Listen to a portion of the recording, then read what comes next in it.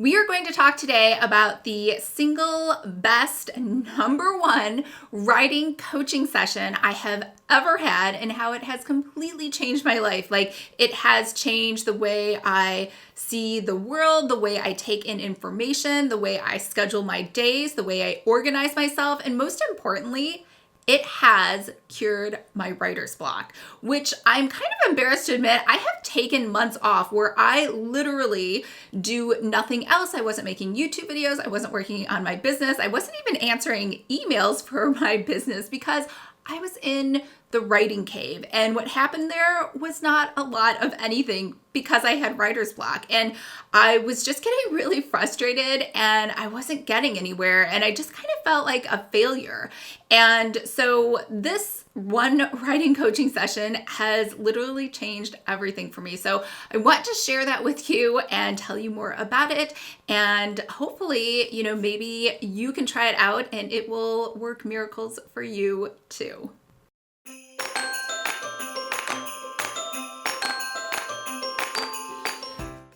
Hi everyone, I'm Lisa and welcome to my Cozy Mystery AuthorTube channel where we talk about all things related to cozy mysteries. So if this sounds like you or something you might be interested in, make sure to hit the subscribe button below. I post new videos every Monday. Now today we're going to go over 3 different things. Who is this amazing, fabulous writing coach I am talking about?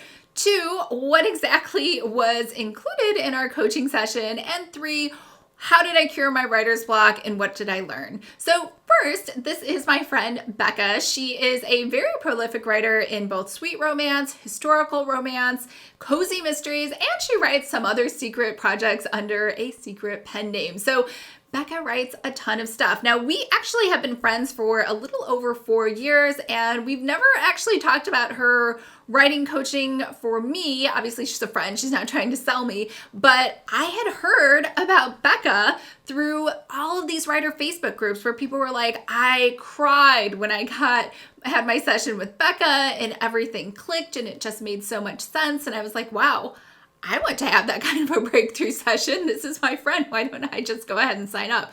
So I signed up for Becca's course called Author Strengths. Now, it doesn't sound flashy. It's not like something where she's done a ton of marketing on it. It's one of those things where just grassroots, the results just kind of speak for themselves. And honestly, nobody else that I know of does coaching this way. Most people, when you do a writing coaching session, they do a traditional, like they try to ask you what your goals are. They put a plan together for that. And honestly, if I was a writing coach, that's probably what I would do. And this is why I don't do writing coaching, because it's not really one of my strengths to do the one-on-one work. And Beccas Philosophy is totally different. So if you read her book, Dear Author, Please Quit, that will give you a really good insight into kind of how she thinks and how she can help other writers and how she really tears things apart inside of what you think is bothering you to try to get at the root cause of what really is your problem. And that's what we discovered in our sessions. So Becca, just so you know, has over 15,000 hours of one-on-one coaching. So by the time you watch this video and you talk with her, it will probably be 17,000 hours of coaching sessions because she fills up her entire week with one-on-ones. So if you were ever going to go to somebody who is excellent at coaching and has a ton of experience, that would be Becca. And she's coached, I think she said over 2,800 different people. And she is also just somebody in real life who actually coaches other people on other life things. So she just has, one of her strengths is that she wants to help people. So, here's what the course, I say a course because it's listed as a course, but it's really a one-on-one coaching session. It does have supplemental material to kind of help you out, but it's very individualized. So what Becca's whole philosophy is that you should work on your strengths and not worry about your weaknesses. And I know I suffer from this. Like when I go to a writing coach or a developmental editor, I'm like, don't tell me anything I did correct. Only tell me what sucked and I will fix that. Or tell me where I'm really weak as a writer and I will go, attack that problem. And so her philosophy isn't that we shouldn't get better at all different parts of writing craft, but we should really know as our personality and our tendency in writing what we're good at so that we can then accentuate that and make that even better. So Becca will have you take a strengths finder. Like, it's almost like a personality test. It's not the Myers-Briggs, it's not the DISC. But what happens is at the end of it, you'll get 5 strengths. And there are a total of 34 possibilities. And these strengths will then give you a better insight, I know they did for me, into how you tick, what works best for you just as a person, and what's stopping you from getting a lot of your writing done, and what's stopping you from doing your best just in life in general. So let's go ahead and jump to the results. So mine were, I had 5 of them. The first one is consistency. So as I go through each of these, I'll tell you exactly how I applied it into my life to help cure my writer's block. So the first one is something that you probably aren't going to have in common with me, because I think Becca said she's only coached maybe 2 people in her whole life who ever had consistency as a strength. And I'm not saying I'm better than anyone at all. I'm just saying it's very rare. So if you ever follow me on Instagram stories, you'll notice that I post every single day that I worked out, and I'll post like a little snapshot of my workout. And the reason that is because I enjoy a regimented routine and a schedule. And it's not that I'm trying to brag and be like, I work out every single day, but for me not to work out is like a disruption to my schedule. I like going to bed at the same time. I like waking up at the same time. I like going to workouts in the morning and then writing for the day. Like, that's just kind of my MO, modus operandi. And because of that, usually people with high consistency are morning people. And that is 100% what I am. Now, how did this apply to my writing? Well, for consistency, because I disrupt my schedule so much with Instagram stories or checking Facebook or checking YouTube stats or who knows what I am doing on my phone, but I am doing a lot of things that are not contributing to me getting words down into my book. So I have decided for my schedule, I am going to go from 9 to 5, and I'm going to turn my phone off completely. So I'm going to treat my writing like a day job every single day, not even Monday through Friday. I shouldn't say that, because I like doing everything every day, Monday through Sunday, unless I have an activity that I would like to do. So that has helped tremendously because there are no interruptions. There's nothing else to think about. My mind isn't wandering in other things. I only have one thing to focus on, which I think I mentioned last month too. This is before I even took the Beccas class, is that I am great at single tasking. I am not a multitasker. So this has helped tremendously. The second strength that I have is harmony. So I, as a writer, do have difficulty putting conflict into my stories because I have such high harmony. It seems crazy to me that people would have any arguments. Also, just as a person, if there is something going on in my life that is causing me like discontent, or it's an area of conflict, then I'm not able to write. So one example would be, I decided I wanted to write cozies, and I have great story, or I shouldn't say I have great stories. I have what I think are great story ideas. And if I share that with someone who is someone I think is knowledgeable or maybe an expert in that field, and they disagree and say that is not a great story idea, then because I have such high harmony, I am not able to write. Like, I completely have writer's block, and I throw up a shield, and I'm like stuck. So we decided that from now on, I'm not going to share any of my story ideas with anyone because I have such an aversion to discontent or things not being harmonious.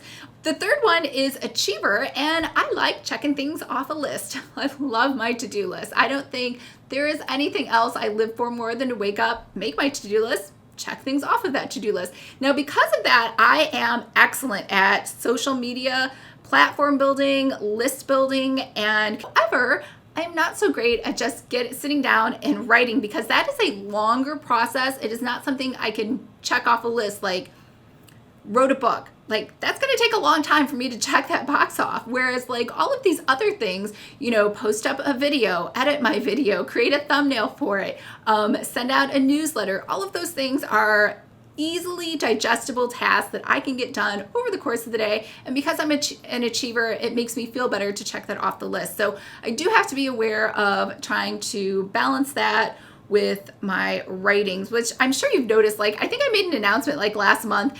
Even my friend Camille was like, you said you were going to take a break from YouTube, but then you kept making so many videos. It's because I can't stop with the checklist. So after this video, I will be taking another YouTube hiatus. I keep saying that. And so for a month, I will not be on YouTube because that is my tendency. I could just make YouTube videos. Honestly, I could probably make videos 7 days a week and be perfectly happy with that because my next strength is learner. And because I'm a learner, I love also teaching. I love sharing the information that I've learned, and not to make money. Learners share their information for two very basic reasons. One, they think it will help others, and two, they think other people will just find it interesting, which is completely why I do it. Like this, just so you know, I am getting $0 of revenue, affiliate revenue from anyone who signs up for Becca's course. I'm only sharing this information because I think you might find it helpful and I think it's interesting. So that's also because I am both a learner and an achiever. That is why I am always making YouTube videos and why I enjoy doing it so much.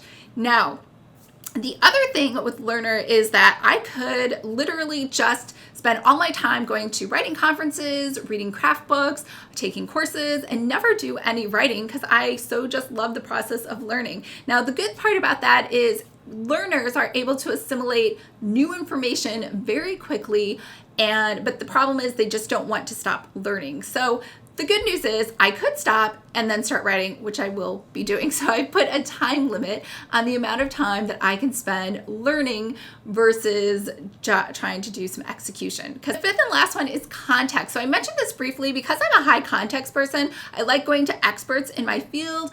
I like going to people I feel are more knowledgeable. And when they give me information that just doesn't jive or coincide with, whatever it is I was thinking, I find that disharmonious, and then I will abandon the path that I was on and stop completely. So that is me. Those were my 5 things. It was consistency, harmony, achiever, learner, and context. So they will be different for you. And because they are different, that's why Becca does one-on-one coaching, and the combination, honestly, of the 5 also makes a huge difference as well. So again, it's highly unlikely that you're going to have the same 5 that I do. But again, I think the best value for you is just to sign up for the course, which is really just one-on-one sessions.